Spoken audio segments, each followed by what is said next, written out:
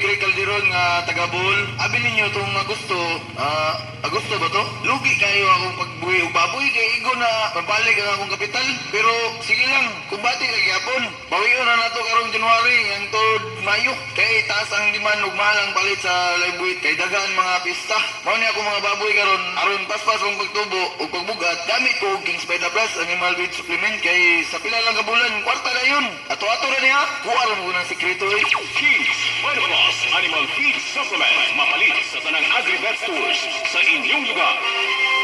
Aniyang usa ka testimonya kung unsa kanindot og epektibo ang Grovitmin. Ako si Erning Hariol, 64 years old. Sa akong pangidaron-daron, dali lang ko matakbuyan o ubo o sipon daw ang akong tutunan katulong. Nakita minimum Gina, nag-advise sa ako nga magtik ko og Rubikmin capsule pero mawala ang akong ubo-ubo o sipon. Kung sa akong paggamit inoon nawala ang akong ubo-ubo o ang katul sa akong tutunan. Subusa gamit ka mo inom sa Rubikmin capsule o sigurado nga protektado kita sa mga sakit. However, ngayon po nagsistart ng aging at 20. Bakit po? Because of poor lifestyle. Wait a minute, Diba? you mentioned a term na Yeah, baka opo. hindi nila alam. Opo. Telomere. Telomeres, Oh. yun po. Yun Ano yung po kasi telomere? yung nasa cells po natin, nag-shorten yun as we age. So gusto natin yun humahaba. Kaso, sa ating lifestyle po, kung di tayo nag-exercise, hindi maganda yung ating nutrition, eh, umiiksi ng umiiksi. So, basically po yung term na tinatawag natin dun sa ating genes. Telomere kasi yung pangalan niya. But basically, yun po yung nagde-determine kung ano yung biological age natin. Ano yung physically, di ba? Ano po yung biological age natin. Yun po. What you're saying is, malaki ang role ng genes. Yes, Yung yung genes natin may genes. telomere yun, ano? Yes po. Pero, kahit na maganda yung genes mo, kung masama naman yung naging lifestyle mo, Tama po. mas mabilis yung pagtanda po Aging. natin. So, ganyan naman po talaga ang buhay natin. Kumbaga, natitrigger po ng lifestyle yung mga sakit ng isang tao. Kahit na maganda genes mo or hindi masyadong maganda, malaking factor pa rin yung lifestyle ng isang tao. O, sige, banggitin mo nga, ano yung mga lifestyle na maaaring magpaikli ng ating telomere Oo. na magmukha tayong matanda? Kasi alam mo, lagi ko nakakita to, high school reunion. Saan ka ba nag-high school?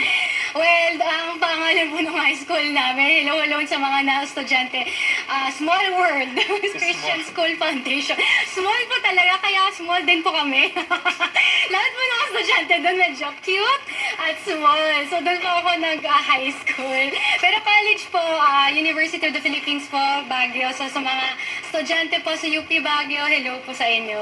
Oh, sige. Ay, kasi kaya ko lang naitanong. Kasi di ba pag nag-reunion kayo ng high school, Opo. some look older than the others. Exactly no? po. Di ba yung iba sumobra na ang laki, yung iba sumobra na ang tanda. Tignan. Opo, tama So po. ano ang maaaring mga ginawa nila why they became, they look older? Yan, tatlong bagay yan na Tatlo. lifestyle related. Una, poor ang diet, hindi maganda yung kinakain.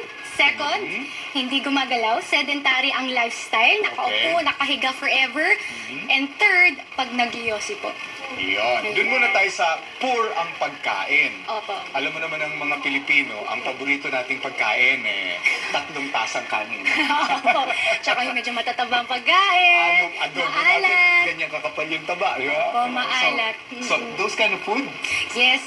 Yung mga pagkain kasi na to, especially mga deep fried, may na-produce na tinatawag nating AGEs. AGE. Oo, may bagong term kayong matutunan today. Bago, Ang ibig sabihin po niyan is activated glycation end product. So, AG na lang po para mas madali. So, ibig sabihin po, yung mga nadi-deep fry, yun po yung produce. Yung AGEs na to, nakaka-inflame ng katawan. May inflammation yung katawan natin. So, ano nangyari? Hindi gumaganda yung skin natin, nagiging dry, hindi na po ganun ka-elastic, naglulusen, di ba? Tapos yung hair po natin, nag-hair fall dahil sa inflammation. At hindi lang po yan internally, aakyat yung blood pressure natin, aakyat yung ating heart rate, nagkakaroon tayo ng bara sa ating ugat. So yun po yung mga signs of aging dahil sa poor lifestyle. Wait a minute, parang yung sinabi mo, lahat ng mga kinakain nyo ng mga kabataan ko na Opo, teenager. tama, Kasi yung tama. mga restaurants, puro mga fried ang kanilang siniserve. Yun nga po. Kaya siguro, one good alternative po, no, for those na mahilig sa medyo crispy yung pagkain, Aha. yung tinatawag nating air frying. Ayun. Yun. Kasi yung air frying, hindi naman tinatanggal talaga totally yung oil. Isi-sprinkle nyo po ng konting oil, pero hindi po siya yung babad na babad. Oh, yung Pag deep na-deep fry, opo. So, pwede yun. Mas okay po yun na cooking method Okay. para sa atin. So that's food, no? Iwasan natin ang parating naka-deep fried. Opo. Secondly, yung sinabi mo kanina na hindi gumagalaw. Kasi paano yung Netflix? Kung mag-Netflix yung mga tao ngayon, 3 pelikula. Opo. So, ang gawin na lang natin, pag mahilig kayo mag-Netflix, nood kayo mga Korean novela, di ba? Inuubos nila yun. Opo, inatapos kasi hindi na makaantay. Pwede kayong, alam niyo po yung mga treadmill na pwede tayong maglakad. So, may makilala po ako habang nagne-Netflix sila, 3 episodes, lalakad sila. Dapat. Kasi ang ating goal po dapat is 7,000 steps a day. 7,000 Opo, dati steps? po 10. Ngayon, sabi ng mga scientists, dapat 7,000 para makuha natin yung health benefits. Hindi lang po yun, i-prevent po natin yung mabilis na pag-age. Ayan. Paano kung maliit lang yung bahay mo? Paano mo gagawin yung 7,000 steps? Household chores. Linis-linis. chores. Kasi po, yung mga household chores, yung paglinis ng sahig, naglalaba ka, ay may equivalent po na steps yun. So for example, naglinis ka na ng sahig, ilang calories na po yun, ilang steps yun, siguro maka 500. So, yung ating cellphone po, yung mga smartphones, di ba lahat tayo naka-cellphone ngayon, meron siyang pedometer innate. So, kung nasa bulsa niyo po yung cellphone niyo, kinakount niyo yung steps. So, kung galaw ka ng galaw sa bahay mo, tapos nag-garden ka pa, 330 calories in 1 hour of gardening. O, nakailang steps ka na, maubos mo na yung 7,000 steps a day. Back and forth ka, nagugas ka ng plato, tapos pag may asawa ka, masaya yung asawa mo kasi ang linis ng bahay, tapos physically active ka pa, di ba? So, That's good. masaya ka pa. At saka kung maaari, huwag na kayo mag-tricycle kung mga isang bloke lang din lang. Tama no? po. Tapos pag nasa mall, nag-escalator, isang flight lang naman ng stairs. Maglakad na O lang kayo, di ba? mag-elevator Huwag pa. ka mag-escalator na yung Opo. hagdanan. Opo, Yeah, yung that's right. hagdanan. Okay. The third would be Smoking. Smoking. Smoking lang. Actually, isama na rin natin lahat. Alcohol, pwede ba? Pati alcohol. Kasi po, ang isang tobacco smoke po, may 7,000 chemicals. Oh, wow. Lahat po yung absorb. Plus, 70 proven carcinogens. Yun. So, isipin natin, breast cancer, colorectal cancer, stomach cancer, lahat po yun. And pag mas matal ka nag-yossi, syempre mas na-absorb mo lahat ng chemicals na yun. And napapansin nyo po, yung mga nag-yossi, sila po yung madaming wrinkles. Kasi ang smoking po can cause more wrinkles. Mas madami silang mga fine lines, Mag-dry kasi. mag-dry, very dry yung skin. So, ayun. What about yung pagpupuyat? Kasi Ayan. usong-uso na ngayon yung alas 2 na tutulog. Nag-ML. Mobile legend. Mobile legend. Mo mobile legend ka pa Ay, ba? hindi. TikTok, ganun. Parang hindi ko na kaya. Parang Candy Crush ka lahat. Napupuyat ako sa Candy Crush at Candy saka Crush? sa Candy TikTok. Crush. TikTok? Oo, hindi ako nagtitiktok masyado. Pinapanood mo Kailan yung lang. TikTok? Pero natutuwa ako dun sa mga nakikita ko. Swipe lang ako ng swipe. Yung mga trending na Oo. challenges, sumasayaw, ganyan. Oo. Nakakaano naman yun distress. Oo. Nakakatanggal ng stress. Huwag lang Ako yung magpupuyat. aso ang pinapanood ko. Oo, may mga pusa, ganyan. Ayaw ko ng pusa. Ayaw pusa, aso na lang. Nangangalmot. Oo nga. Mas mabait po ang aso, no? So may mga ganon, depende sa genes, pero depende rin sa pangangalaga mo, sa iyong kalusugan. Pero ano yung mga natural na o normal signs of aging na hindi natin mayalis? Parang, di ba, makikita naman natin yan yung wrinkles, lines, ano? Talagang bahagi yan, pagputi ng buhok, kasama yan. Yes. Ano pa ba? So, Pagkulubot konti ng Yung balat. ating balat, yun po, yung nawawalan po ng elasticity na tinatawag natin, parang di ba rubber band, elastic yan. Yung skin din natin kasi nababawasan tayo ng collagen. Normal yan, signs of aging. Another, pag internally naman sa system natin, nagkakaroon ng GERD. Kasi yung ating esophagus, hindi na po ganun ka-intact as compared nung younger. So, mas umaakyat yung acid. Kaya mabilis magka-hyperacidity. Okay. Yan. Kaya yun, alam ko na, naiintindihan ko na yung mga nangyayaring pagbabago sa katawan ko. Kasi nung bata-bata ako, wala naman akong GERD. Hindi ako nag-acid reflux. Wala akong acid reflux or heartburn. Na minsan, hindi ka na makali, nasa-stress ka kasi hindi mo alam kung ina-atake ka na, diba? Oo. Pero nag-heartburn lang pala. Yes. Kasama pala yun sa aging. Yung esophagus. Oo, pag tinignan mo pala din, of course, yung pagtingin natin sa sarili natin in the morning, pag may nakita tayo dyan mga line, kasama po yan sa aging and we just need to embrace it. Pero, di ba, maganda rin mamaya sa ating pagbabalik, pag-usapan natin, ayaw natin ng premature aging. Yes. Anything Gusto mo lang premature. yung itsura lang ni Doc Bied, di ba? Yes. Very young. Post-mature. Ayan. Bagets na bagets. Ayan, paano nga ba? Ano ba yung mga pwede nating gawin? Diba? Para mapabagal ang ating, yung itsura natin, no, yung kalusugan natin sa pagtanda. Ang mga kapatid, huwag po kayong bibitawa. Mag-post lamang po kayo ng inyong mga katanungan. Maaari nyo po yung i-post sa ating live stream at baka po kayo isa na sa pwede pong makatanggap ng MX3 gift pack. Ang MX3 capsule po ay tested and proven helps avoid pain, discomfort with proper diet and healthy lifestyle, sabi nga ni Doc Aika. Para po sa karagdagang impormasyon sa MX3, tumawag lamang po kayo sa hotline number 0918-888-8693 or you may visit their website www.mx3.ph. Since I have been practicing wellness and integrative medicine, that means my concern is to find natural products because there is a trend for patients so that they can also incorporate the traditional as well as the Western approach. And one of those very good products is MX3. MX3 is an all-natural supplement coming from one humble but powerful fruit, the mangosteen. Since many years ago, a lot of countries have termed mangosteen as the queen of all fruits. They have also seen that it has one of the highest ORAC value. When we say ORAC value, that is a measurement of how good an antioxidant property a product has. That means it is able to resist a lot of those free radicals that causes weaknesses and damage to our cells. Aside from what is inside the fruit, is actually what is surrounding the fruit. It is called the pericarp. The pericarp contains the xanthone, and later on, we had it studied in Canada. Nutrisource Canada was able to identify the alpha, the beta, and the gamma nutrients. We were amazed about its health benefits. The alpha nutrient is an anti-inflammatory ingredient, and there are many illnesses that is due to inflammation.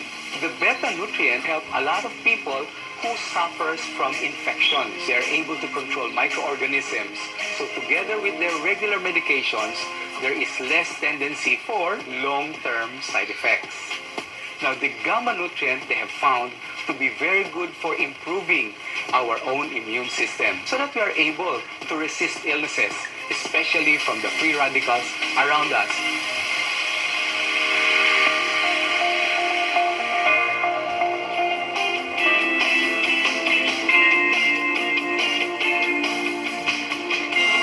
Ang sagot kita ay hatid sa inyo ng MX3.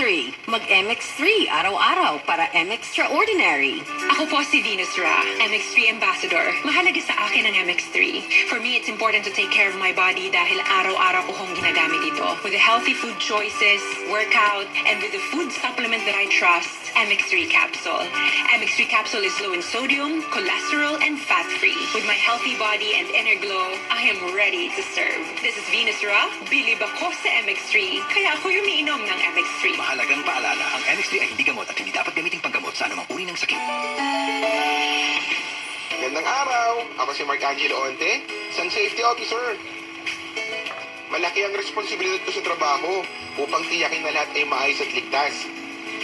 Kaya mahalaga ang pag-ehersisyo, tamang pagkain at pahinga. Dagdag pa ang MX3 capsule araw-araw. MX3, ito ang aking forever. Walang iwanan.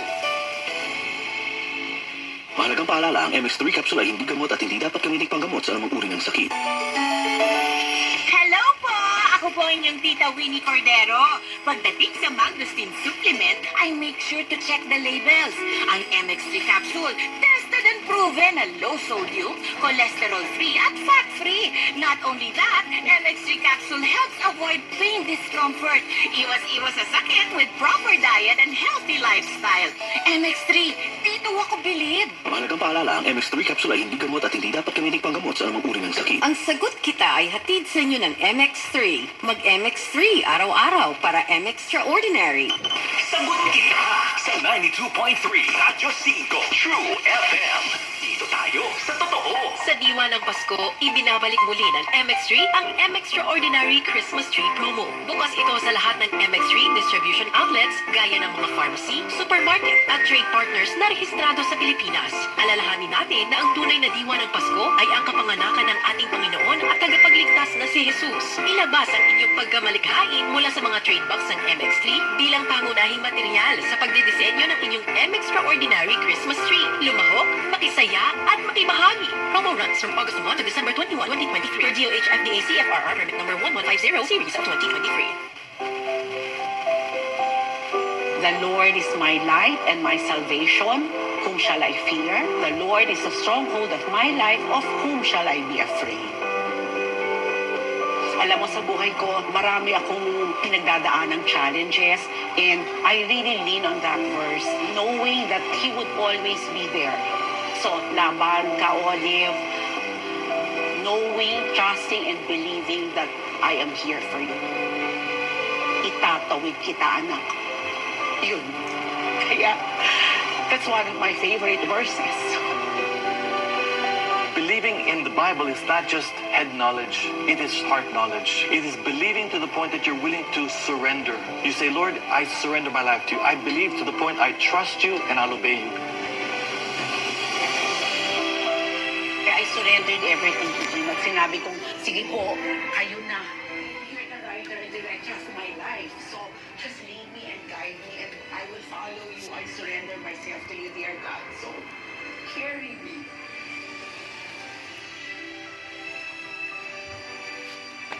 My heart is so full. You don't know how grateful I am for this experience, for this journey. This is such a blessing to me. And really, it is a transformative experience.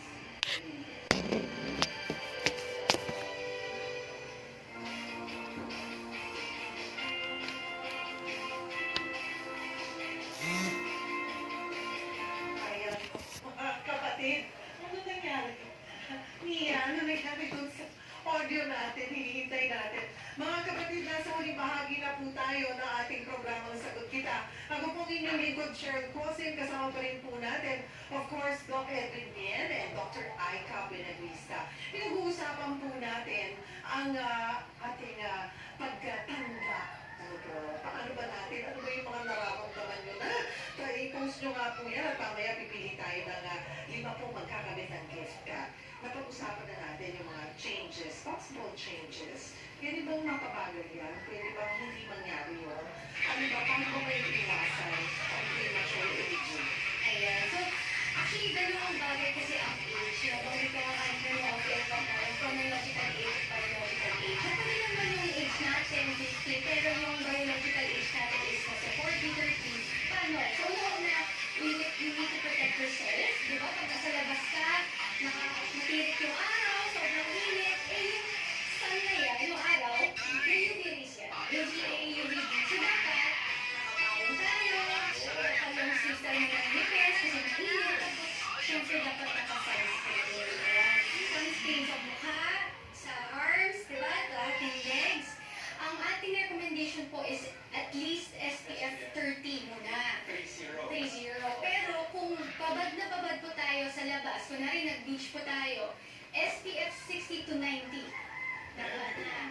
Meron na po. Especially kung nag-beach po tayo, syempre nag-swimming ka, babad na babad ka, kailangan gano'n. And kailangan natin i-reapply kasi natatanggal yan pag napapawisan tayo. Diba? So dapat nag-re-reapply tayo ng sunscreen. Yun yung way to protect our skin para hindi po siya mag-wrinkles, hindi magkaroon ng pigmentation, yung nangiitim po yung ating skin, or mag-loosen po siya, yung nawawalan siya ng elasticity kasi mawawalan po tayo tayo ng collagen. So, importante talaga yung sunscreen. Huwag yung kakalimutan yan. And sa mga babae po, very versatile ng mga makeup na yan po. May mga makeup na mga foundation or mga sunscreen na tinted, may kulay na siya. So, pag in-apply nyo na siya, hindi ang dami-dami mong ina-apply sa mukha mo. Minsanan na lang kasi may sunscreen na siya. So that's one. Yung tungkol sa araw. Yes. Aside from that, of course, kailangan din yung pagkain natin. Kasi, as di ba, they say, what you is what you are.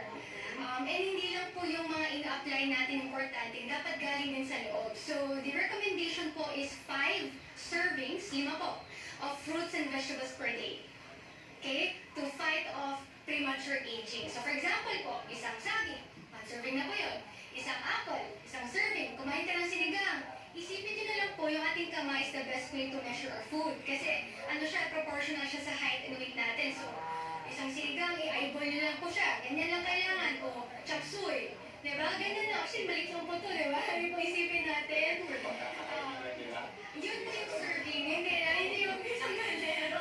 Tapos, yung ating kanin po, huwag naman pong 4, 5, fist size lang po ng kanin. Tapos gusto natin yung mas mataas sa fiber, katulad po ng red, brown, black rice. Iwas po tayo sa white, ha? Pag puti po yan, ibig sabihin refined, ultra-processed siya. And aside from that, kailangan natin gumalaw. So yung ating basic recommendation po is 150 minutes a week. So hindi po kailangan araw-araw natin exercise. 15, 20 minutes a day? A day, yes. Of doing anything, lakad ka lang, moderate activity, akit ka ng stairs, di ba? Linis ka ng sahig, or actual exercise like yoga, di ba? Or mag-weight training ka, mag-push up ka, flexibility like stretching. So, yun yung mga physical activity na kailangan natin to prevent premature aging. Ang dami? Nag-work na ako. Sige, okay na lang. Pag-bali na ito na. Pero, hindi. Yun na. Talagang makikita mo yung healthy lifestyle mo sa yung tinatawag po natin. So, talagang nakadepende po yan sa klase ng lifestyle mayroon tayo. At yun na, masunod man lang natin. Kahit simula na po sa dalawa dun sa na-advise ni Doc Aika. Tapos, after a week, 3 na dun sa sinasabi na. Hindi mo niya naman kailangang sundin lagat agad. Oo. Talagang aatras ka eh. Alam mo na kung at ibang klaseng lifestyle ngayon ka, talagang naaabuso na yung sarili mo. Talagang mahihirapan po mag-adjust. No? So, gradual is fine. It's okay. Tingnan niyo si Doc Bien. Yes naman, magpapakontest ako, ilang taon na po si Doc Bien? Ilang taon na sa tingin niyo ang kanyang edad? Kaya kasama po kayo sa magkakamit ng gift pack mula po sa MX3 pag nakuha niyo po yung kanyang edad. Alam mo, I'll tell you, sa energy, I arrive alas 3 sa madaling araw. Kanina. Gabi. Diretso na ako dito, hindi na ako naligo. Saan ka galing? Okay, dire-diretso? Papunta sa'yo. Ay, may tapos dito. Hindi ako tao. Pero i-guess niyo po, ilang taon na si Doc Bien. Pag nakuha niyo po ng tama, bonus po yan. Kayo po magkakamit ng gift pack mula po sa MX3. Kaya ako lang naman nababit yun, yung pagdating ko kanina. Yun yung mileage ko po sa aeroplano. Pwede na kayo mag-apply na upgrade sa sobrang haba ng mileage. So, other tips, ano pang tips na pwede natin? All natural, yes, no? Hydration. Yes, perfect. Ang dami po sa atin kasi hindi nakakos ng panangalian o po hindi naka-soft drinks lang. So, kailangan meron din tayong inom ng water. Mayat-mayat. Yung totoong tubig po, hindi po yung tubig sa kape, sa sinigaw, o sa juice. Pure. Talagang tubig lamang po. As in sinasabi nga, 2 to 3 liters a day. Huwag po in one sitting kasi di ba meron yung balita na namatay. within 30 minutes, nag-consume siya ng 2 liters? Yes, in one sitting. Oo. Dapat sisip lang po. Every 30 minutes, sip ka na ng konting tubig. Huwag yun naman po igab. Bigla-bigla yung tubig. Hydrate. Para mapanatili din yung moisture. Yes. Para fresh ang dating po ninyo. Puntahan naman natin, no? Yung mga messages po ng ating mga kapatid. Okay po. Ito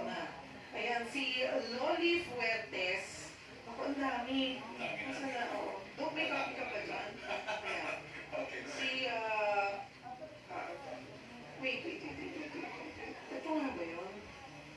Ito naman yun. While we're waiting for that, gusto mong i-kwento ko naman yung benepisyo ng nakakalap nila. Opo. Okay, so direct, meron po tayong pictures na pinadala sa atin, no? Can we start with picture number 4? Dahil ito yung nagiging direction that we are going to tungkol doon sa ating produkto naman. Yeah, pwede ba natin pakita yung direct? Mabilisan lang. Yeah, picture number 4, yung push natin ngayon yung MXC Plus. Yung health benefits ko ng MX3 Plus. What I like about the MX3 Plus, may L-carnitine siya, tsaka yung CoQ10. And since you mentioned L-carnitine at saka CoQ10, kasama na rin yung nilalaman mismo nitong pericarb nito, there are scientific studies na ginawa na po. So ipakita natin picture number 5 direct. Ubusin lang po natin yan. Mabilisan lang. Ito yung picture number 5. Dr. Ay, pakita ko lang mga studies done on the ingredients on how may anti-aging effect siya. Ayan, tinan mo. Study ito ng National Institute of Health. Anti-aging effect. Nung mismong balat ng mangosteen. Ayan. Ayan. Picture number 6. Direct, ipakita rin po natin. So yung balat itself, yung pericarb na tinatawag, meron pala siya, ayan o, modulatory effect on mangosteen. Ibig sabihin ng modulatory effect, minamodulate niya, inaayos po niya yung mga kulang o sobra sa ating katawan. Ang picture number 7 will show us yung L-carnitine at saka coenzyme Q10 na addition naman doon. Let's show that picture na direct. Coenzyme Q10, nakita nila, nag-dito na ito konti. Naalala mo yung usapan natin? Yan ang nagbibigay ng enerhiya sa ating katawan na nandoon sa ating selula. So, pag tumatanda tayo, yung mitochondria natin, konti na lang enerhiya niya. Yung coenzyme Q10, ito push up niya para energetic ka. Boost, hindi ka lulugo-lugo. And, yung next natin, direct, sige po, ito yung number 8 naman. Coenzyme Q10 inhibits the aging ng mesenchymal stem cells. So, tinatawag kami stem cells, no? So, lahat tayo ay stem cells. No? Pero kailangan yung stem cell natin baka manatili. So, kapag halimbawang tumatanda yan, sabi nga ni Dr. Al, telomere natin, maigli. And the last two picture direct, bago tayo magpunta sa ating Q&A, yung L-carnitine naman, nagpo-promote ng liver regeneration. Very important po yan. Studies have shown na yung liver natin is the one that is responsible for cleansing and detoxifying a lot of things sa ating katawan. And last slide natin, direct please. Tungkol sa L-carnitine, ang L-carnitine nag-i-improve naman ng ating antioxidant process. Paglaban natin sa oxidative stress. Diba? Kompleto yan sa isang maliit na kapsula. And it's all natural. So kung mamimili rin namin na sinabi ko, there's about 5,000 people mo sa studio. Sabi ko, ibili na rin lang kayo ng supplement nyo, piliin yung natural. Tapos kung mamimili rin lang kayo ng natural, yung piliin na. Hindi yung Italian. Okay, dito na po tayo mga kapatid sa mga messages po ninyo. Ito si Loli Fuertes, no? Pwede daw bang ilaga yung palatang mangosteen sa pwede nilang gamot? Paglaga kasi, nakakamatay po siya ng mga nutrient, kadalasan ng mga putas at gulay. So, iwasan natin yung paglalaga. Available naman siya sa inyong leading drugstore. Hindi nyo na lang. Kasi minsan, iniisip nila pag nilaga, basta tutuhan nila yung benefits. Pero di ba yung 100 degrees centigrade, ubo siya eh. Ubo siya ng sustansya. Nawawala rin lang eh. Alam mo, ginawa yan ni Tim Bersola. Kasi kumuha din siya eh. Nag-kilos ng mangosteen. Eh, naubos na. So, ginilaga nila. Sabi niya, Mars, bibigyan kita, binigyan niya ako. Hindi ko na inom kasi mapakula. Pero iniisip ko rin, gaano kaya nila katagal ito nilaga? Sinabi ko rin sa kanya, Mars, may tamang proseso, paraan, para makuha mo yung full benefit ng balat. Pero kung ipapakuluan mo lang yan ng todo, chances are, wala lang din. Inom na lang tayo ng tubig. Diba? Doon na lang tayo sa isang maliit na kapsula mga kapatid. Everyday, okay na yun. It's all natural. Ayan. Si Christina Del Rosario Nobleza, ask ko lang po, sa signs of aging pa, natural lang lagi kang nakakaramdam ng anxiety, madaling makaramdam ng pagod, pamihina. Ano po bang dapat gawin lalo na po pag may anxiety attack? Ako rin, ito, on my my late 40s, on my early 40s, nung nag-start yung anxiety attacks ko. But because natutunan ko siyang i-recognize, mas alam ko siyang i-handle.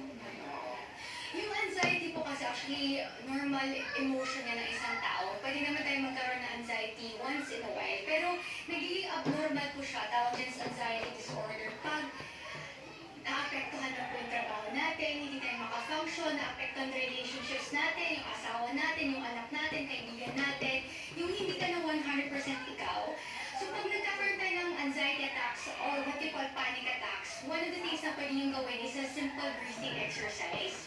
Yung hihinga po kayo through your nose, inhale kayo, 4 seconds na nihon nyo tapos exhale kayo sa bibig. Dapat meron din siyang sound. Kasi hindi lang air yung nire-release mo, pati tension. And ang ginagawa ko ng simple breathing exercise is ina-activate yung ating autonomic nervous system, which is in charge of relaxing the muscles, calming down the nerves. So hindi lang siya exercise na yung ginagawa, but pinapalitan na yung nervous system na ginagamit namin. Kasi iba-iba yan, di ba? So at least 20 cycles of the breathing. Gawin niyo pa sa umaga, basta nag-toothbrush na. And breathing work, pinagalitan ka ng boss mo, inaway ka ng asawa mo, bago ka matulog, it will help with the anxiety. Pero ako nag-breathing ka nagsha-shopping. Ay, baka, kailangan. Nakakatanggal ang anxiety. Stress reliever. Pero pag dumating na po yung credit card bill, nakaka-anxiety. Doon ka na mag-breathing exercise. Mag-breathing ka na yung dumating na bill. Habang binubuksan mo. Anxiety ako dun sa order mo. Nagkanap ako. Sorry po. Tapos na-realize ko rin, huwag na lang, mahal. Baka lalo ako ma-anxiety, di ba? Si Wilma Caraig, ano po kaya ang pwedeng i-take na gamot? Madalas din po kasi ako mahilo, 52 years old po ako. Masakit din po ang likod ko, ang mga kamay. Manikulista po kasi ako. Ang mister ko po madalas, nasakit ang ulo, 60 years old. Okay, so pag nahihilo, actually importante magpa-check up kayo kasi hindi po normal na nahihilo kayo palagi. Kailangan natin mahanap kung saan yung cause, pero pwede siyang neurological, or pwede siyang headache lang, or baka hindi naman kayo kumain. Kasi basically, pag nahilos ang tao, either hindi kumain, nagsiskip ng meals, or hindi ka well-hydrated, dehydrated ka, kulang ka sa water. But for women po na siguro 40 and above nagme-menopause, normal po yung pagkahilo, kasama siya sa symptoms ng menopause. So pwede po natin make sure na well-hydrated tayo. Actually, it's 8 to 11 glasses for women. That's around 2.7 liters a day. Importante rin po that we have adequate exercise bucket kasi sa blood circulation. Kaya tayo nahilo kasi kulang tayo ng oxygen sa utak. Pag nakaupo kayo palagi, 1 hour straight, 2 hours, 3 hours, hindi umaakyat yung dugo sa ating utak. So, syempre kung kulang ka ng dugo dyan at oxygen, hindi siya gagana na maayos. So, simply, lakad-lakad. Kaya di ba yung mga elderly natin, sinasabi natin maglakad kayo kasi importante po yan sa ating brain health. So, yung mga gawin natin bago siguro yung sa gamot, but of course with supplements like those na superfood, katulad ng mangosteen, nakakatulong din naman yun, especially yung sa mga enzymes natin. Minsan kasi nag-depreciate na yung enzymes natin, yung processes. Nakakatulong din yung mga certain supplements like yung may mangosteen. So, as it's all natural. Yes. Alam ko ba siya ni Quiz na siya. Kaya po di ba Oo, yung sa yes. Yung posture. Yung posture nila. Ayun po. Si Milagros Querquis Caluya, ano yun? Feet neuropathy? Ano masubisang gamot? Okay, so yung neuropathy, ibig sabihin may problema po sa nerves. Ibig sabihin nagiging manhid. Yung ugat, pwede siya sa paa, sa kamay, kung saan. And usually, ang dahilan dyan is either also related din sa diabetes yan. Kung mataas ang sugar. Ang sugar kasi natin hindi dapat nabababad sa ating arteries. At magkakalapit yung nerves dyan. So kung nababad dyan, nasisira siya, hindi na siya gagana ng maayos. So importante din yung diet dyan na yung ating sugar ay katamtaman lang. Minsan, hindi tayo nagpapacheck up, yung pala blood sugar ang taas-taas. So, ang maganda sa mga may sakit na yan is may B-complex sila. B12, B6, mga pagkain po na mataas sa B-complex, potatoes. Basta hindi po deep fried, hindi siya fried french fries. Pwede rin po oatmeal. May B-complex saging. Diba? complex po yan. So nakakatulong yan sa nerve signaling. Yung mga problema kasi sa mga may problema sa nerves, yung neuropathy na sinasabi ni ma'am is yung signaling ng nerves nila ay hindi na ganun kabilis. Parang mabagal na siya. And ang B complex vitamins is a cofactor kasi dun sa nerve signaling. Kaya kailangan ng supplementation of B-complex. Si Josephine Rivera, hello po, doktor ko lang po, 1 year na po akong menopause at 1 year na rin po ako nakakaranas ng hot flashes. Usually po ba ilang taon po katagal ang hot flashes? Kung menopause ka na, may hot flashes pa pala kahit tapos ng menopause na? Yes po, actually, Pagpapabigyan ko na lang ito tapos na ako pinagdada. Hindi pa pala? hindi pa po. Meron po actually yung tawag na pre-menopausal stage, 5 years ahead. So nag-start ka na magkaroon ng symptoms. Tapos meron din 5 years post-menopausal stage. So pwede po magkaroon ng hot flashes as maximum siguro 5 years, ganun po katagal. Pero hindi na siya ganun strong yung pakiramdam or yung mga symptoms, yung hot flashes as compared during the menopausal age. So parang pwede siya on and off. Diba? Kasi ako talaga habang tumatagal, nagsimula ako mga 5 years, 5, 6 years ago. Sabi ko, ay, eto na, nasa last stretch na ako. And then I'll be able to declare I'm menopause. And inisip ko, tapos na yung hot flashes, tapos na yung pagiging anxious, tapos na yung pagiging masungit, or irritable, diba? May mga ganun eh. Hindi pa pala? Hindi pa po. After. Kaya dapat something na pinag-uusapan nyo ng partner nyo or ng kayo mag-asawa para naiintindihan kayo. Kasi kahit ayaw mong maramdaman yun, Hindi mo makontrol. Oo. Ang solusyon dyan, baka ng DI. Nakita mo yung mga nagsasayaw, Tsaka nag-zumba. Kaya zumba. Kaya may sa zumba. Kaya, so medyo hindi pa po tapos pala. Sinabi nung menopause na meron pang possible na additional 5 years. Si Sylvia Ambos, 57 years old, sign of aging, paggising sa umaga, hindi ko mapigilan ang ihi ko. Kaya madalas dahil ako sa underwear, pabalik sa sumasakit ang tuhod. Tama. Pag nag-age po kasi tayo, yung ating urinary bladder, kung saan nagsusstore ng urine, nangihinga rin yan. Kasi muscle yan eh.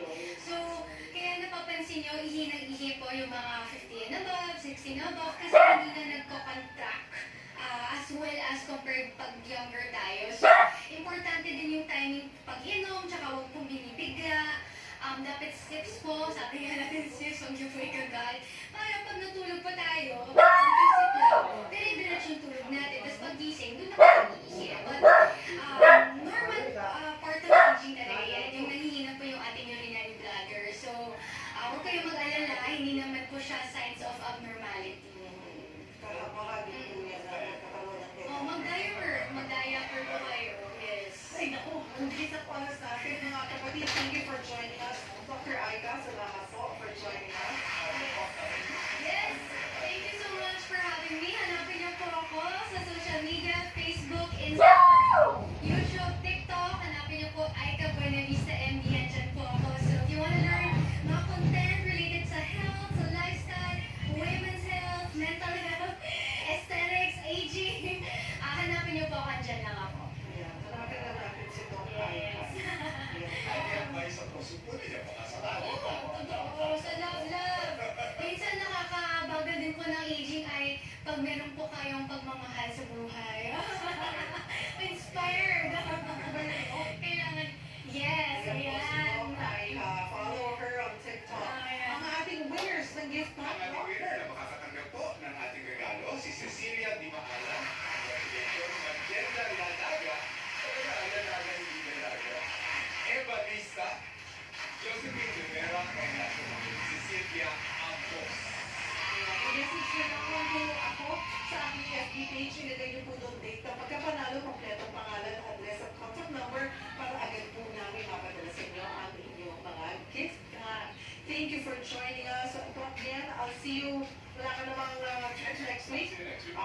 see you next week. Doc Aika, thank you again. Thank you so much. Mga kapatid, dyan po nagtatapos ang isang oras na tanungan at sagutan. Katuwang po natin ulit bukas ang MX3 para po sa ating episode 4, Spiritual Health. Ang ating topic ay tungkol po sa pagdarasal. Paano nga ba natin i-level up ang pag-communicate po kay God? Magsama-sama tayo ulit alas 4 hanggang alas 5 ng hapon. Dito sa programang Tulay Nyo sa Serbisyo Publiko. Ako po ang inyong kapatid, Cheryl Jose.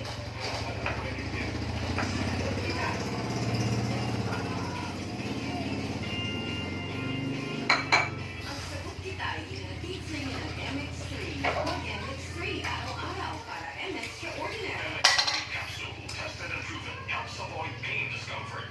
Sa diwa ng Pasko, ibinabalik muli ng MX3 ang M-Extraordinary Christmas Tree Promo. Bukas ito sa lahat ng MX3 distribution outlets gaya ng pharmacy, supermarket at trade partners na rehistrado sa Pilipinas. Alalahanin natin na ang tunay na diwa ng Pasko ay nakapasan ng ating Panginoon at nagpagligtas na si Jesus. Ilabas ang inyong pagkamalikhain mula sa mga trade box ng MX3 bilang kamunahing material sa pagdidisenyo ng inyong M-Extraordinary Christmas Tree. Lumahok, makisaya at makibahagi. Proponents from August 1 to December 1, 2023 are DOH and DACFR under number 1150 series of 2023. Pinaralan ng Tina bilang radio station of the year. Radyo 5, True FM. Tayo sa totoo.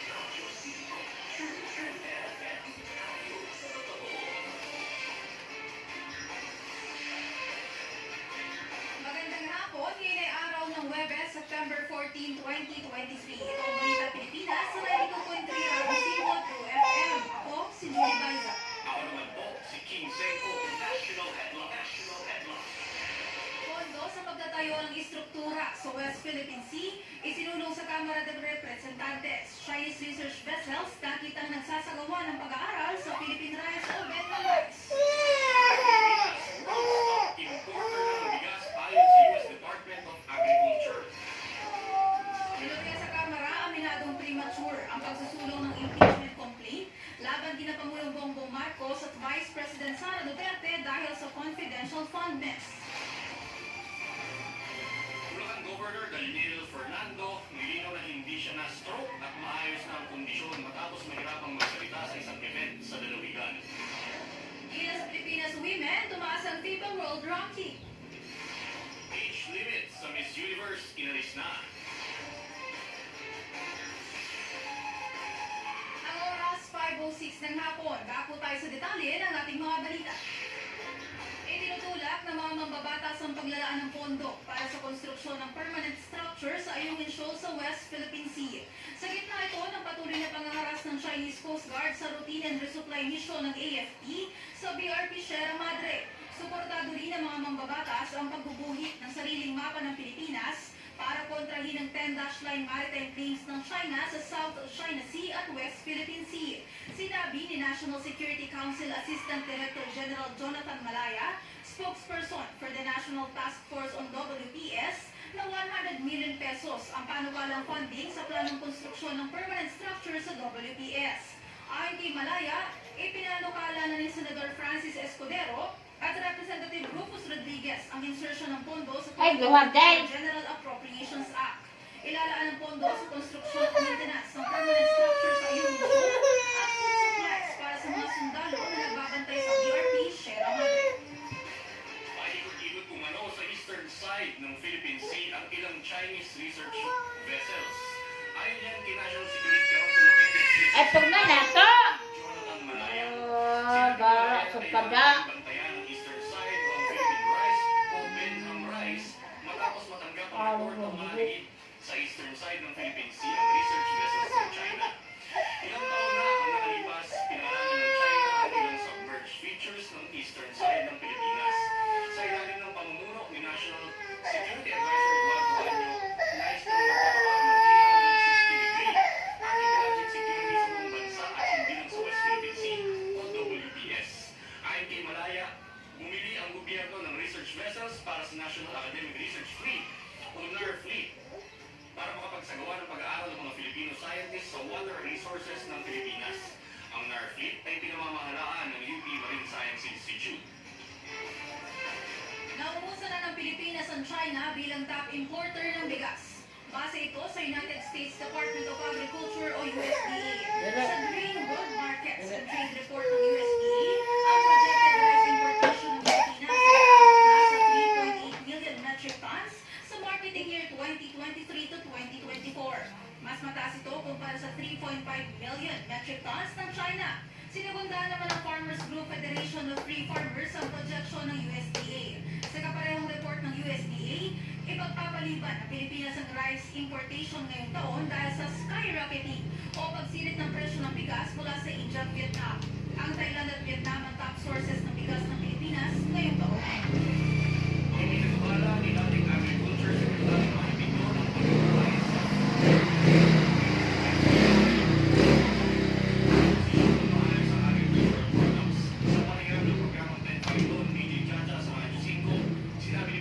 pag-organize sumisirit na presyo ng agricultural products ay dahil sa kawalan ng food repositioning strategy. Paliwanag ni Piñol, mahirap ang transportasyon o paglilipat ng pagkain dahil watak-watak o archipelago ang Pilipinas. Ayon kay Piñol, basic food lang ang maaaring ibenta sa FTI upang mabuhay naman ang negosyo sa pribadong sektor. Bigyan din ni Piñol na hanggat hindi na itatama ang pagbili at prepositioning ng pagkain sa matataong lugar, ay hindi masosolusyonan ng pagsirit ng presyo. Dapat din ayon kay Piñol na magkaroon ng mapa o guide upang matukoy kung anong produkto ang kailangan ng mga rehiyon upang tama ang distribution ng pagkain. Narito po si dating Agriculture Secretary Manny Piñol sa kanyang bayan. Ako naman din natin i-implementa yung tinatawag nating correction sa ating marketing system sa Pilipinas na kung saan dumadaan sa 10 kamay ng mga middlemen sa traders ang produkto ng mga magsasaka patungo sa kusina ng pamilyang Pilipino, talagang hindi natin makokorrekto. And parang sakit ng tiyan sa test, mawawala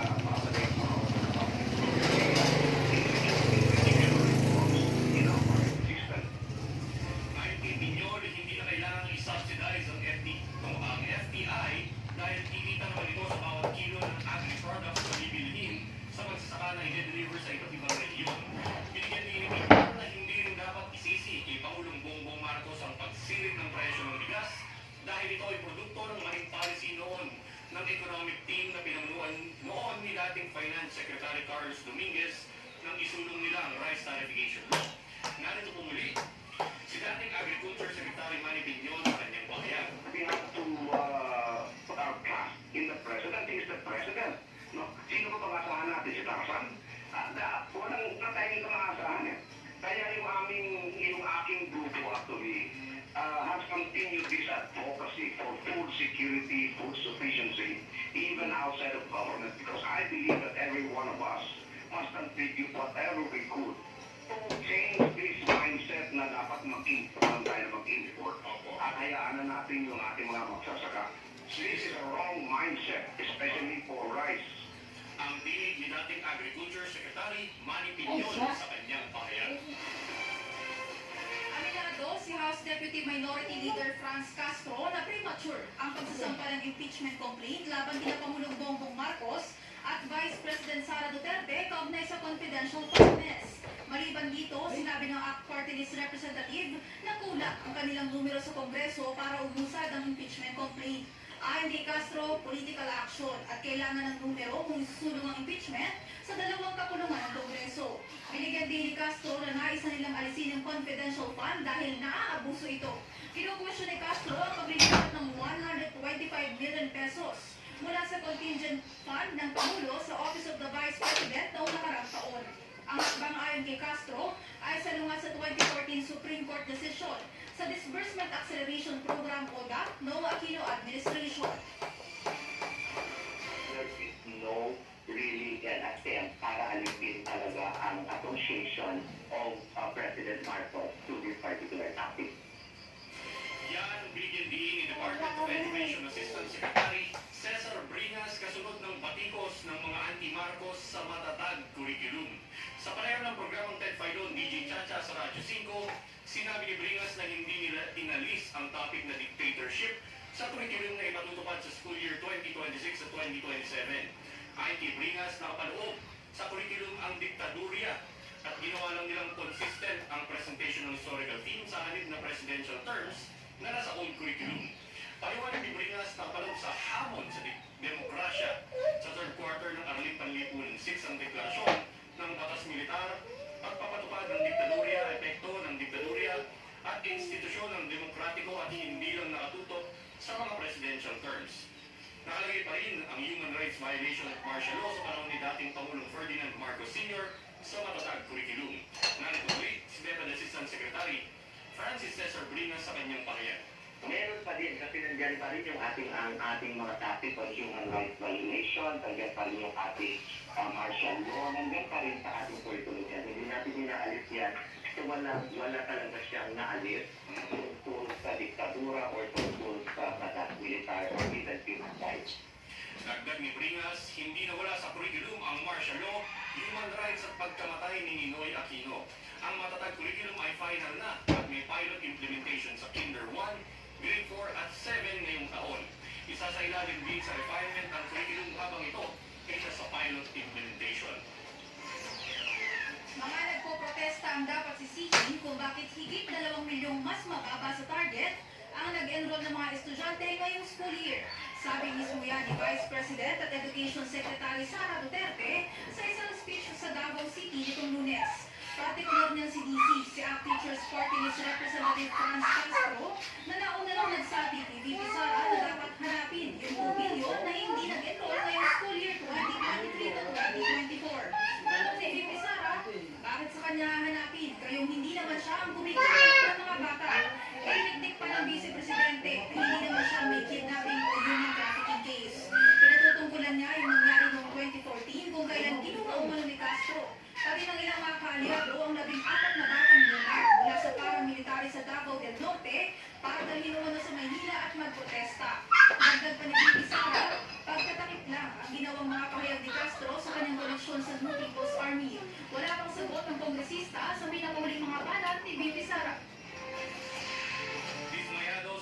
Senadora Laila de Lima sa ginawang pag-akyat ng Office of the Solicitor General sa pinakaulinyong drug case acquittal sa Court of Appeals. Ayon kay de Lima, bukod tangi ang ginagawang pagpipili ng prosekusyon na huwag siyang makalabas ng kulungan. Giit ng dating senadora, an acquittal is an acquittal. At masasabing pinal na ito maliban lang kung very exceptional o ano ang mga merito ng kaso. Wala pa uling sagot dito ang prosekusyon. Matatandaan na galing ang OSG ng Petition for Certiorari. Makarami ang sweldo ng Muntinlupa Regional Trial Court si de Lima sa isa sa tatlo niyang illegal drug cases. Yan ay matapos baliktarin ng dating prison chief na si Rafael Rago sa kanyang testimonya na tumanggap ng drug money mula sa bilangguan si de Lima. Nasa Southeast Asia pa rin ang nasibak na si dating Negros Oriental Representative Arnolfo Arnica Jr. Ayon kay Justice Secretary Jesus Crispin Remulla, protektado ng warlord si Tevez sa lugar na pinagtataguan nito.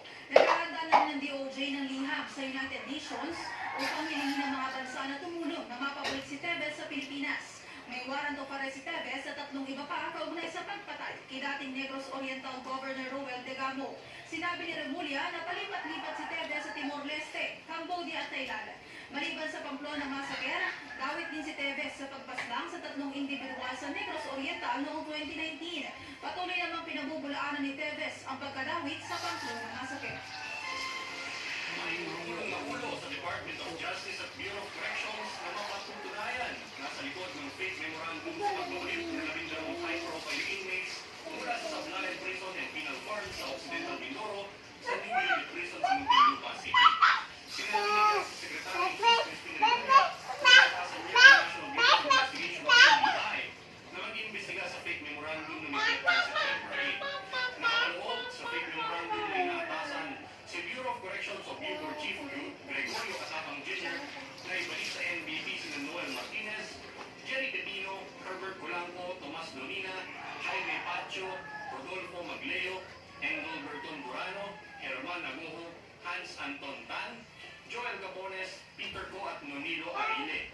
Ang mga inmate ay nasa ilalim umano ng Witness Protection Program at nakatakdang humarap sa kasong kinakaharap din ni dating Senador Laila de Lima. Ayon kay Remulla, wala siyang Bilisan mo raw makagalan ko ng bata. Man na dadala ang bata. Oy, binaba ko mo ang nangyari. Binanayo lang po po sa Department of Migrant Workers o DMW kung may naapektuhan Pilipino sa malawakang pagbaha sa Libya dahil sa Bagyong Daniel.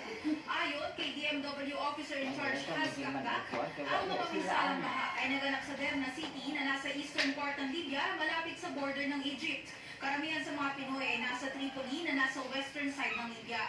Ang Bagyong Daniel ang dahilan ng malawakang pagbaha na puminsala sa halos 1/4 ng Derna City. Sa ulat ng Libyan authorities, umaabot na sa 10,000 ang nawawala at mahigit 2,000 ang nasawi. Aabot sa 1,100 Filipinos ang naninirahan sa eastern Libya. 90 Filipinos naman ang sinasabing naninirahan sa lugar na lubhang tinamaan ng Bagyong Daniel. 30 ang nasa Derna District, 50 sa Al-Akmatova at 10 sa Tobruk. Karamihan sa mga Pinoy na nasa Libya ay mga nurses at clinical instructors. Ayaw! Magkupa! Ah! Abangan ang iba pang detalye ng mga balita sa ating pagbabayaan.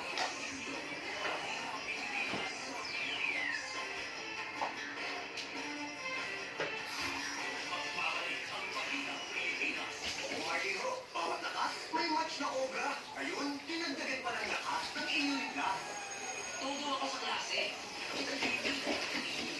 Obra Citrus, natulong sa bones at pagka-alerto with proper diet and exercise. Nag-online selling ako para sa pamilya. Ang inumin ko,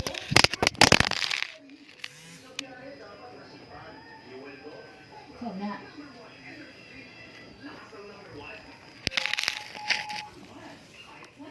Sana. Hala. Laki ka, angkol. Hurog na simpon. Apa pa? Huwibong ko sa tagunol. Kaya hindi maiiwasan ang magkasakit at umasin sa trabaho. Walang pasok, walang kita. Di na lang, may sinabuha na luwiyar na makakakuhan sa oras ng pangangailangan. Mas mataas pa ang appraisal rate of up to 30% kumpara sa ibang pawn shop based on average figures on gold. Patagpas sa pangako na ingingatan ng alahas nyo. Maasahan saan man sa Pilipinas. Basta sanglak, Cebuana na luwiyar tiwala. Supervised by the Bangko Sentral ng Pilipinas.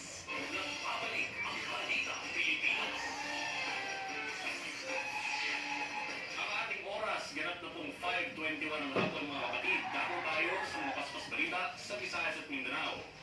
Balita sa lalagyan. Ilang bahagi ng Metro Cebu lumubog sa baha. Para sa detalye, narito si Robert Teo. Lumubog sa ilang bahagi ng Metro Cebu dahil sa walang patig na ulan simula itong Lunes. Sa Cebu City, makita ang halos pagkahili-hili ko sa kabaray sa barangay Talamban, umagikaon sa paglampuna sa tubig kung asa kini na hinutar. Niabot hanggang hawak ang baha sa pipila ang mga balay. Nagkulapsad kini na parte sa kalsada sa Legazpi Street tungkol sa walay unggan na ulan. Habang sa Mandaue City, ginawang swimming pool ng mga bata ang baha sa kahabaan ng Luis Espina Street sa barangay Kiso. Aminado naman ang mga taga-LGU na hindi pangkaraniwan ang mabilis na pagtaas ng tubig doon. Pero ayon sa pag-asa, epekto ng habagat ang patuloy na ulang nararanasan sa Cebu. Salamat, Robert Teo. Nilinaw ni Bulacan Vice Governor Alex Castro na hindi na-stroke si Governor Daniel Fernando. Sinabi ni Castro na nagtatrabaho pa rin si Governor Fernando sa kabila ng nangyari sa kanya sa LGBT night sa kanilang Kapitolyo noong Lunes. Sa panayam sa programang One Balita Pilipinas o 1PH, sinabi ni Castro na siya lamang ang humahalili ngayon kay Governor Fernando sa mga event na yung Singkaban Festival kung saan kailangang mag-speech. Pero lahat na iba pang tungkulin ay ginagampanan pa rin ng gobernador. Sa nag-viral na insidente, bigla na lang nautal si Governor Fernando na mag-speech. Panayang hawak niya sa ulo at dibdib hanggang sa sumenya si Gov na siya ay alalayan.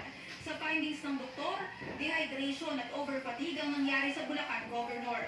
Narito po si Bulacan Vice Governor Alex Castro sa kanyang naging pahayag. Gusto ko lang pong linawin, no, yung kumakalat na inatake siya sa puso. Or mild stroke ang sinasabi. Nagka-stroke siya, and then yung iba nga, tumalit pa nga na siya, tapos kaya comatose na.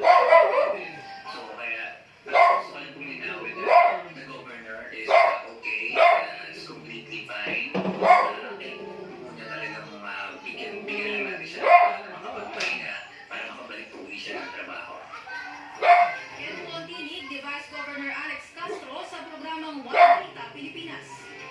Halos 7 milyong pisong halaga ng illegal na droga ang nasabat ng otoridad sa Marawi City sa Mindanao. Agad inaresto ang dalawang drug dealer pagkabenta nila ng higit 1 kilo ng shabu sa poser buyer sa isinasang entrapment operation sa barangay Gadungan. Himas rehas na ang dalawang sospek na sina Rahab Sulaiman Gayugan at Norain Anto Gunda. Nakatakas naman ang dalawa pa nilang kasamahan ng makatunog sa operasyon. Bukod sa shabu, inumpis ka rin ng mga otoridad ang sasakyan gamit ng mga drug dealer sa paghakot ng mga illegal na droga. Naharap ang mga sospek sa kasong paglabag sa Comprehensive Dangerous Drugs Act of 2002. Pinangunahan ni Vice President Sara Duterte ang pagpapakawala ng pagong sa Davao City kahapon. Nasa 152 hawksbill turtle ang ibinalik sa kanilang natural habitat sa baybayin ng Aboitiz Clean Energy Park sa Punta Dumalak. Kasama ang hawksbill turtle sa critically endangered species ng sea turtle sa buong mundo. Isa rin ito sa 5 uri ng pagong na makikita dito sa Pilipinas. Suportado ng Vice Presidente ang pangangalaga sa natural resources ng bansa. Lubos ang pagpapasalamat ni Duterte sa Davao Light and Power Company Incorporated, Aboitiz Foundation Incorporated, at sa Department of Environment and Natural Resources para sa kanilang adhikain na mapanatili ang ecological preserve at biodiversity ng Pilipinas. Dako tayo sa iba pang mga paspas balita sa Visayas at Mindanao. 2 miyembro ng bandidong Daula Islamia patay sa enkwentro laban sa MILF at police asset sa Cebu City patay sa pamamaril. Para sa detalye, narito si Robert Teo. Kaya po magpaspas na balita sa Visayas at Mindanao. Patay ang 2 bandidong kasapi ng Daula Islamia matapos makaenkwentro Moro Islamic Liberation Front o MILF sa Dato Hofer Maguindanao del Sur nitong Lunes. Sumara sa Philippine Army, ilang duwang nga namatay na sila Muntas Ansaw ug Salik Mantato. Sa investigasyon, may gawas nga nangikid o pagkaon o kwarta ang mga partido sa mga taga-barangay Tukayan. Kaya sila pinagpaparil ng ilang residente na kasapi pala ng MILF. Bukod sa 2 nasawi, 3 rebelde rin ang sugatan sa bakbakan. Dahil sa gulo, dahil 40 pamilya na tubo ang napilitang lumikas. Yan on the spot mga ng 42 anyos na police asset matapos pagbabarilin sa loob mismo ng kanyang bahay sa Barangay Suba, Cebu City nitong Lunes. Bilang biktima na si Tony Bolivar na natulog lang sa ilang sala yatong gisulot o gipusil sa gunman na si Marquette Inok Daan. Namatay dahil si Bolivar humanakayago o nagkanahing na itigop sa palas sa lawas. Mabilis din daw tumakas ang suspect sakay ng motorsiklo na minamalihok ng kasabot na si Wikwik Tabellana. Ayon sa PNP, posibleng magkinalaman sa pagiging asset ang motibo sa pagpatay sa biktima. Pagmukat ng mga paspas na balita sa Visayas sa Mindanao, ako si Robert Police Report. Naaresto sa Parañaque City ang 23 taong gulang na lalaki na nagnakaw umano ng 100 million pesos sa kanyang kliyente sa pamamagitan ng cryptocurrency scam. Naaresto ng PNP-CIDG si Vance Joshua Tamayo na self-proclaimed Crypto King at tagatakas naman ng kasamang si Rogie Mar Gumangan. Naaresto si Tamayo sa entrapment operation sa harap ng Casino and Entertainment Complex sa Asiana Avenue sa Barangay Tambo, Parañaque. Inaresto si Tamayo sa reklamo ng isang negosyante mula sa Makati City. Tinatawag umano ni Tamayo ang sarili na cryptocurrency genius at nangangako ng 4.5 return of investment. 10 biktima ang nagreklamo laban kay Tamayo at sinasabing aabot sa 100 million pesos ang nawala sa kanila. Isa sa biktima ay nawala ng 11 million pesos. Inaalam ng report na pulis ang ibang biktima ni Tamayo. Nangarap sa kasong large-scale estafa sina Tamayo at Gumangan. Posibleng ipatupad bago matapos ang taon ang hirit na provisional increase ng transport sector. Ayon kay Land Transportation and Franchising and Regulatory Board o LTFRB Chairman Chopilo Guadiz, aalamin pa nila kung magkano ang dapat ipatupad na fare hike. Ayon kay Guadiz, maaari nilang ipatupad ang dagdag pasahe sa Nobyembre. Isasangguni muna ng LTFRB sa National Economic and Development Authority o NEDA ang hirit na fare hike dahil posibleng makaapekto ito sa ekonomiya. Ayon kay Guadiz, posibleng aabot sa 50 sentimo hanggang piso ang provisional increase. Itinakda ang susunod na hearing sa petisyon sa September 26. 2 hanggang 4 na piso ang hirit na dagdag sa minimum fare ng ilang jeepney groups. 37th placer na ang Gilas Pilipinas Women sa FIBA World Rankings. Mas mataas yan ng 5 places kumpara sa placing nila noong nakarang taon. Kasunod yan ang pinakauling tagumpay ng koponan sa kauna-unahang pagkakataon sa FIBA Women's Asia Cup kontra Chinese Taipei. First time itong nanalo. Sila sa group stage na siya rin nag-secure ng kanilang pwesto sa Division A. Rank 7 na ang Gilas Women sa Asia kung saan nanguna ngayon ang China, Australia, Japan, Korea, New Zealand at Chinese Taipei. Sa mga kapatid naman nating kababaihan, pinangarap mo rin bang maging beauty queen before? Pwede niyo pa rin yan matupad dahil tatanggalin na ang prestiyosong beauty pageant ng Miss Universe ang age limit. Yes, you heard it right mga kapatid. Kung dati, 18 hanggang 28 years old lang ang maaaring sumali, simula next year, pwede na rin sumali ang mga 28 years old and above. Inanunsyo yan mismo ng reigning Miss Universe na si R. Boy Gabriel sa dinaluhan niyang fashion show sa New York. Nakaka-unwind at nakaka-relax. Yan daw ang dulot ng pag-host ng premyadong aktor na si John Arcilla sa kanyang karera. Sa kauna-unahang pagkakataon ay nag-host ang premyadong aktor sa kapatid game show na Spin Go. Ibang-iba umano ito sa ginagawa niyang trabaho before na puro drama at aksyon. Super enjoy si Arcilla sa kanyang bagong experience pero hindi pa niya iiwan ang pag-arte. Sa katunayan, may ginagawa rin siyang mga pelikula na dapat abangan sa kanyang ng kanyang mga tagahanga. Mapapanood ang Spin Go mula Lunes hanggang Biyernes alas 5:30 ng hapon dito lang sa TV5. At yan ang kabuuan ng balita ngayong araw ng Webes, September 14, 2023. Ako po, si King Senko. Ako naman si Julie Baiza. Magandang hapon, Pilipinas.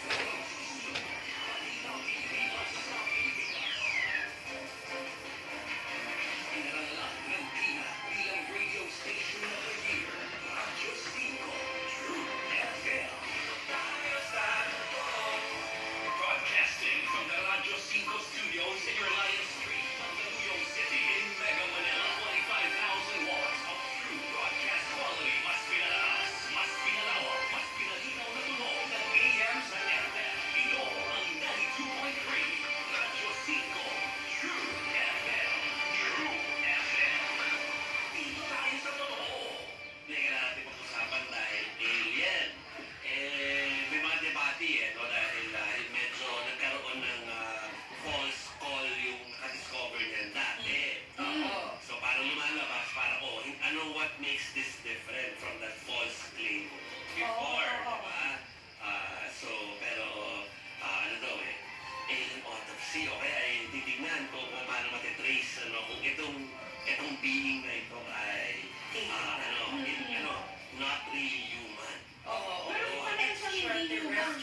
Oo, di ba mukha siyang si E.T. yung movie dati? Sa Mukha, no? Mukha dyan binasa yung movie. Oo. 1,000 years old na ba daw to? Pati yung Di ba? pati yung parang limited, hindi yung Tatlong fingers. yung fingers ay hindi kasing dami nung sa atin. Mas maliit lang siya, hindi ko alam kung baby yan sa kanila o adult na yan, hindi natin alam no? So ngayon. Oo, so, kasi tas meron pa mga theory yung mga ilang experts sa America. Of course, this kind of skeptic, ibig sabihin, hindi agad maniniwala. So, kahit na binabalita na yun, hindi agad naniniwala. So, kasi parang kailangan mo sisihin. Ganun naman ang siyensa kasi. Correct. Science is like that, you have to really study and research and prove ano man yung hindi mo ipaliwanag para maipaliwanag sa next generation. So, sinasabi nila, is it possible na ito'y mummified remains of parang mga dati, kasi tulad natin, sinasabi yung mga descendant, yung mga ancestors natin, they're really small. Nag-evolve na tayo eh. I-mummify mo pa, tapos depende kung saan yung storage, it can really Pwede. At saka depende siguro kung sakali naman na ito talaga ibang kung anong klase ng lahi. Kung anong lahi, I think it also matters. Kung totoo na hindi siya extraterrestrial, di ba kasi may mga culture na nung mga ilang dekada, ilang century na yung nakalipas, dito rin sa mga kalapit natin na bansa na yung paa nga, iniipit nila para lumikit eh. Alumin, diba? Oo, kasi para sa kanila maganda yung maliit na paa, so iipitin nila. So hindi natin alam, baka mamaya meron ding mga ganong klaseng kultura in the past. Kaya naiiba rin yung shape ng katawan. Aliit! Maliit eh. Kasi malay mo, mga Through time, pwede. mummified kids, tapos syempre kung mummified, minsan madideform talaga yung structure kahit Kasi binabalo sa preservation and thing. Although, again, so of course, normal na methods, dahil ganun talaga, sabi ko kayo na ulitin ko naman, ganun ang science para hanggat hindi talaga nakapasok ang lahat ng duda, tuloy lang sa pagkakay. Wala, pero nakapalis. Paano kung totoo pala siya? Nung kami naghahanda para sa show na ito, kanina sinabi ko, bakit yung kasi sa akin, sige po, parang, alam naman po kasi tayo lang talaga ang nilalang sa buong kalawakan. Baka merong hindi tayo alam. Super agree ako dyan kay Jovi. Parang, hindi pa lang natin nakikita sila, di ba? Parang, tayo lang, di ba? Kasi napaka-arrogante naman isipin na tayo lang yung nandito sa mga, hindi yung universe na natin, hindi pa natin na-identify yung lahat ng planets, lahat ng stars. So malamang ibang life forms, ibang planets na posibleng may mga being na ganyan, hindi rin natin alam. Sinasabi ko kay Chiki, kasi di ba nagkaroon ng experiment ng mga mga mission to Mars, mga mission to whatever planet, pero ba't walang nakita yung mga camera na kuha, di ba? Right. Sabi ko, paano ko ang formula gaseous? Hindi rin natin alam. Paano kung nagtago sila? Parang camouflage. Parang, uy, may mga ibang formula ay, sand. Iba-iba kasi yung, composition ng bawat nila. Kasi kahit tayo sa planet mismo natin, variation ng species, di ba? Siyempre, meron din sa iba. Kahit tayo sa planet natin, may mga nadidiscover pa tayo na may ganito pala, may ganyan pala. Di ba yung sinasabi ko sa inyo kanina, Chiki? Paano kung parang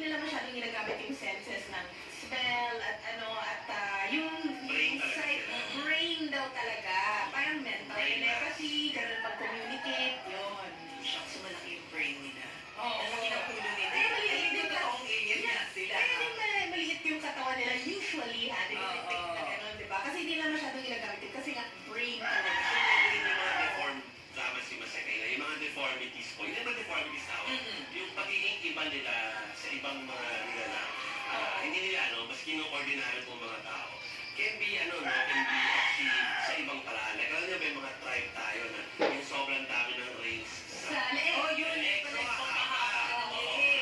Tapos kasi yung mga paa na gustong lumiit. May ginagawa rin paraan. Gusto mo humaba ang legs, may paraan din sila ginagawa. So, yun ang nagiging dahilan ng variation po, pagkakaiba-iba. So anyway, tignan natin kung saan naabot yan dahil alam natin na kahit sa Mexico nangyari yan, meron din namang ganyan talk sa mismong, sa mismong Amerika dahil doon marami rin sightings daw. Ang alien abduction nga ang sabihin doon Di ba yung mga kinukuha na lang bigla gabi. Tapos yung sinasabi na alam may isang area daw doon sa Amerika kung saan naroon talaga sila. Tapos may mga files sa government. Well, yun lang kasi sinasabi nila. Ay, mga kapatid, panoorin niyo yun. Yung pala, totoo pala yung mga man in black. Nag-imagine ko, pala, totoo pala may ganung grupo. Pero gusto ko siya maging totoo. Balita yan. Mula sa kalawak na nag-galaxy, ibaba natin ang buhati sa katotohanan. Reality tayo, pero papaya na yung iba dyan, pero pwede ba ipakita natin before our quick intro, yung nagpa-viral ngayon na ng picture nung parang traffic, maski sa Pagketa. Sorry, ang segue namin, pero para nang mas maging makatotohanan pa sa rin dito. Patingin nga. Yan yung mga litrato, video. So, Pagketa, tama ba? Pagketa na yun. Pagketa siya. Kasi ito naglalak kayo. Hindi ko yung naglalak at hindi makakusan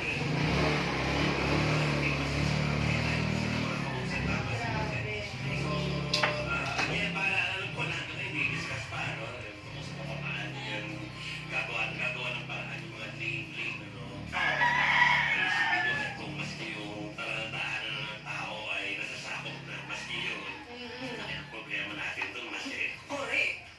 Saan na tayo maglalakad para doon sa mga walang pamasahe o kaya ay gusto lang mag-exercise? Kaya nga, hindi naman lahat ng parte ng Metro Manila ay walkable, Correct. Kaya ng mama na yan, parang hinihintay niya na lang na mag-move forward yung mga motor, hindi siya makalakad. Malakad So, naranasan nyo ba yan? Kung naranasan nyo, mag-post lang po kayo sa ating pong Facebook page at sa YouTube din. Pwede kayo makasali ng 1PH po. Ng 1PH. So, para mapagpasa namin ang inyong pong mga reaction dyan. Okay, bumibigyan na ako ng preview, ha? Yung mga nagpaplano mag-iPhone dyan, pag-usapan natin. Sige na, plano pa lang naman Pwede ka mag-plano. Tapos kasya pa ang 1K. Naku, saan? Sa isang buong linggo ng pagkain. Ay, depende siguro mag-isa ka lang bang kakain. Pag madami parang ang hirap. So, pag-usapan natin. Siyempre, yung kung patod sa tahan sa pagitan ni Senator Lisa Ontiveros at ni Vice President Sara Duterte. Tatalakayin din po natin ang dito sa STL, pero lahat ng yan, aside from that, ay meron kaming guest. Baka nagtatanong sila na kung nasa kami yung retired basketball player. Ng Jose Rizal University. Kung kamusta na siya. So, kakamustahin natin today. Yun po ating special guest. Siya po ay kakausapin natin mamaya. Pero simulan na natin para makarami tayo. Kasi si MJ yata nandito rin mamaya. Yes. Maganda rin ang chika ni MJ. Yeah, we just gave you a preview of what to expect po dito sa STL. Simulan na po natin ang balitaan na bawat balita ay may iba't ibang mukha, iba't ibang anggulo. Paano nga pa matutuntuan ang Kaya ating himayin ang mga issue sa bansa dito sa 1PH. Ako po si Maricel Harino. Ako naman po si Chicky Verhel. Hindi bawal ang fake news. Dito tayo sa Tola.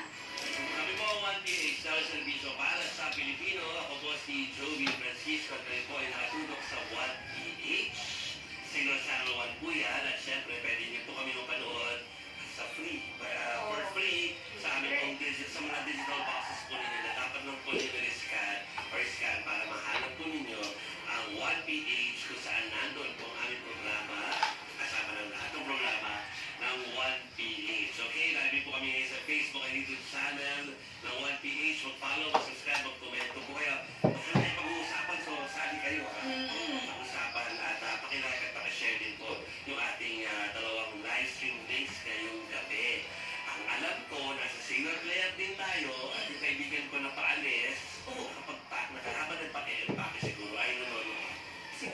Wow, aeroplano pa yan. Paalis. Pero mga kapatid, ha, ito gabi-gabi nating nire-remind. Sasamahan natin lagi si Barbie na manood sa Signal Play app. Pumunta lang po kayo sa www.signalplay.com, mag-register para po makakuha ng libreng account at mapapanood nyo na po kami anytime, anywhere. Pwede nyo rin po kami i-follow sa aming TikTok account. Hanapin nyo lang po ang @1ph_signal para po sa mga inyong naming TikTok views sa Telecel Video para po sa inyo. Hindi lang sa TikTok, yung TikTok kasi para sa new generation. Kung nasa old generation ka mga kapatid, ay kung nakabilang ka sa old generation, 92.3 Radio 5 True FM, dyan nyo po kami mapapakinggan. Lunes hanggang Biyernes po, 5:30 po ng hapon hanggang 6:30 ng gabi. Sama-sama po tayo. Ako ay nakasalubong ko ba lang sumapa si Alvin, eh, mga pauwi na, baka nakikinig na. Alvin. Maanyo. Maanyo. Sir Alvin. Nakita ko nandiyan pa sila, Sir Robin. Oo, lagi ko nakikita sila dyan. Hello sa mga taga-radyo. Siko, okay na tayo, ha? Kasi ito mga mainit na isang. Mamaya na yung iPhone, ha? Saka yung 1K. Napandyan sa isang buong linggo, ha? Unahin po muna natin yung palitan ng mga maanghang na mga salita sa pagitan ko ng dalawang lingkod bayan natin na yung isa sabi wala siyang respeto tungkol sa mga pumapatikos. Sabi naman nung pumapatikos, hindi ko kailangan ng respeto mo. Ay, ang kailangan ko ay ang paliwanag mo. Diba? So, yan po ang mga palitan ngayon na latest. Pero, meron pang bagong mga issue, kaya ay talaga kumakalat ngayon. Medyo tinatalakay po sa social media tungkol sa naging pahayag po ni Vice President Sara Duterte. Ano po?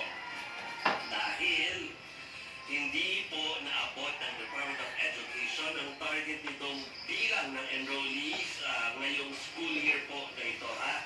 Ang rason daw, ito sinabi po ng ating VP pero Education Secretary din po na si Sara Duterte. Ang dahilan daw kung bakit nagkulang ang enrollment ngayon or hindi nagsipagpasok ang mga bata o hindi na-enroll, nasa mga rally. Paano yun? Bakit? Yun na nga. So, but actually, it's all part of her pakiksada po, kay ating teachers party list representative Franz Castro. Una kasing pinunto ng kongresista na hindi nakapag-enroll ang nasa 2 milyong bata ngayong taon. At sagot ni VP Sara, kinukuha raw kasi nila Castro ang mga bata para mag-rally laban sa gobyerno.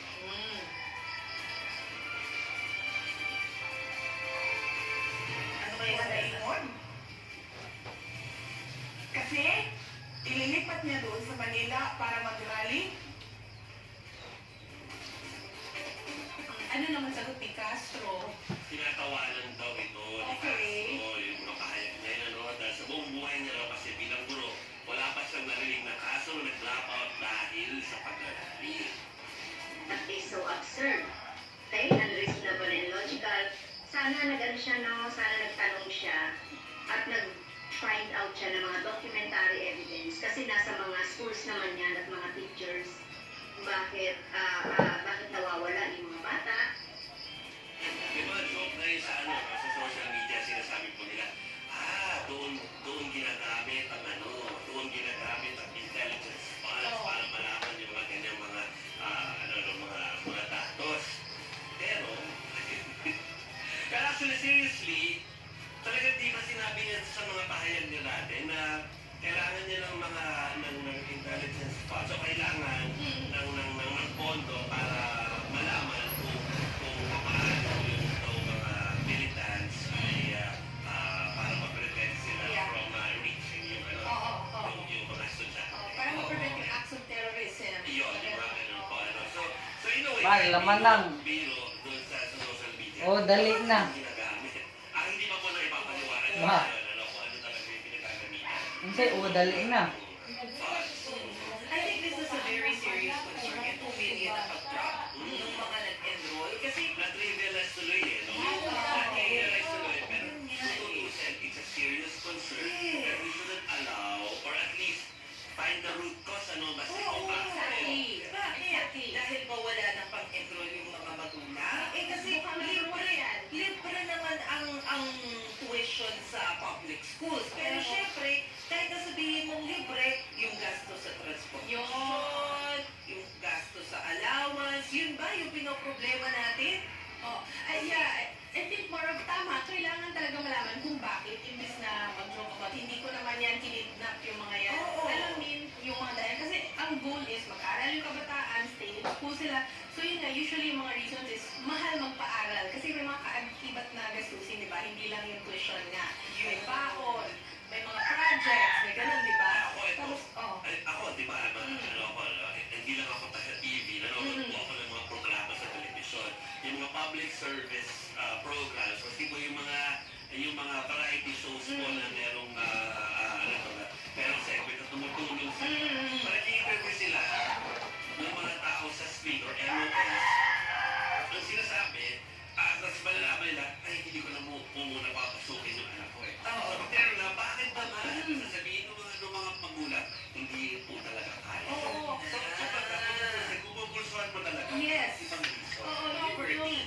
Yes, and because of poverty nga kasi, ang gusto nila ay magtrabaho na lang, kumita ka na lang sa pag-aaral para tumulong sa bahay. That's one reason. Another reason yung infrastruktura natin, di ba? Alam naman natin, kulang yung classroom, tapos sobrang init. Parating din describe din ni Masay actually yung nasa ilalim ng puno. Hanggang ngayon may gano'n na. May gano'n. At saka yung mga nandun sa medyo malayong lugar. Aminin natin, may mga estudyante na talagang sinatsaga na maglakad simula sa bundok na bahay nila. Yes. Tapos papunta sa kapanatagan para lang mag-aral. Oo. Hindi biro yun ha. Una sa lahat yung sinasabi mo, Chiki, kanina, na magtrabaho ka na lang, hindi nga responsibilidad ng mga bata yan eh. Pero dahil sa kahirapan, papasa mo sa kanila.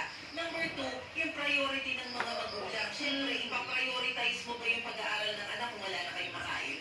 Paano kayo magsusurvive? Oo. At kaya siguro, isa din sa mga dahilan yan, kung bakit nawawalan din ng interest, yung mga bata mismo na mag-aral. Dahil sa lahat ng problema yan, siguro sabi nila, mag-isip na yung mag-aral. Again, we're not naman saying here na parang hindi namin gets, Ako gets ko kung it's all part of their patud sa daan. So alam ko naman na may mga sarcasm involved dun sa sagot sa isang grupo, tapos so we totally get that. So, pero sana, yun nga, ang worry lang talaga namin kung ito yung parang trivialize yung talagang problema sa kakayanan po ng ating mga pamilya na ipadala sa kasi tama naman, libre naman ang pag-aaral kung tutusin, pero syempre may expense na atin Yes, outside the tuition fee, So kung yun pala nga hindi mo ma-afford, ang laki po ng problema natin. It will be a generational a problem of a generation. Tapos ay parang kawing-kawing, sabi nga ni Ka-Orly. Kawing-kawing, sabi magkakadikit-dikit po yan. Yung problema nun ay labis na makakapekto sa bansa. Anyway. So, tingnan natin pero I'm sure naman nakita niyo may aside from the ACT versus OVP, tapos OVP versus Senator Risa. Ayan po ang mga laman So, tingnan natin. I don't believe na tapos na yung patugsadahan na yan. Hindi ba? Madami pa yan. Pero sana habang may patugsadahan at sa kawayan na ganyan, huwag kalimutan yung real purpose, lalo kung edukasyon, yung mga kabataan. Oo naman. Grabe, ang laki na responsibilidad ng VP, edukasyon, tapos yung Pangulo, agrikultura, at nasa Singapore ngayon. Ay, ngayon. Ngayon, nasa Singapore pa. Ayan nga pero may nangyari naman, official trip naman siya kasi binida na nga ni Pangulong Bongbong Marcos yung Maharlika Investment Fund sa mga business executives sa Singapore. Hinikayat niya ang mga ito na mag-invest sa ating bansa dahil nasa 110 million daw ang customers natin o yung mga consumers natin. Ipinaliwanag din ng Pangulo na makakatulong ang Maharlika Investment Fund na pandagdag sa ating pondo ng hindi nangungutang. So we need to invest more. And where can we get funding to invest more without increasing our borrowings? And so we looked internally and saw what are the reserves that we have that are not being, at least in our view, were not being used. Si President Bongbong Marcos po yan doon sa kanyang Asia Summit sa Singapore. Pero sabi ko nga sa inyo, manonood pa siya ng Formula 1 Grand Prix in-announce na siya ng Malacanang. Kasi kung matatandaan nyo, ito po pinapakita natin picture. Nangyari yan nung presidente na si BBM, tapos nagkagulatan na nagpunta pala siya sa Singapore para manood ng Grand Prix. Di natin alam. This time, sinabi na. Yes. Yes. Okay. So, before tayo pagpapalit, Anong sinabi ni ano? ano nga ba? Ni Cheloy? Oo. Yun sa Grand Prix. Okay na yun, ano. So, ano ko lang, tama, si Lolita Mendez ang comment niya, ang payo niya, huwag anak ng marami kung hindi kayang buhayin at bigyan ng mabuting kinabukasan ng mga anak nila. Yun din actually ang point ni Mr. Troy Estremos at sabi niya, sa mga parents na hindi paaral, ay baka pwedeng huwag na lang kayong mag-anak. Kung simpleng pagpapaaral ay hindi pa po ninyo kaya. May point kayong dalawa, no? Pero ito na nga po, ang sadly, pero kung nandyan na po sila, may anak na nga po, so yan po ay parte na ng responsibilidad natin ng bayan at ng gobyerno. So ang buong point ng discussion kanina, kung meron na tayong reality na ito nga yung mga hindi nakapapero ng 2 million, ano ang gagawin mo bilang leader? Yun. So ano ang gagawin ng DepEd para masolusyonan yung, kasi that will be a big problem kung ganun karami yung hindi nakapag-enroll, so parang magkakaroon sa generation na yun eh. So nandiyan na yan eh. Tama naman, napayuhan natin na maging wais yung mga magsisimula pa lang ng pamilya, no? Pero yung pong mga yun na nga, yung hindi na nakapasok, responsibilidad pa rin. Correct. And alam mo, napansin ko lang, Juby Chiki, meron din tayo kasing kultura ng mga Pinoy, no? Na kahit na padami yung anak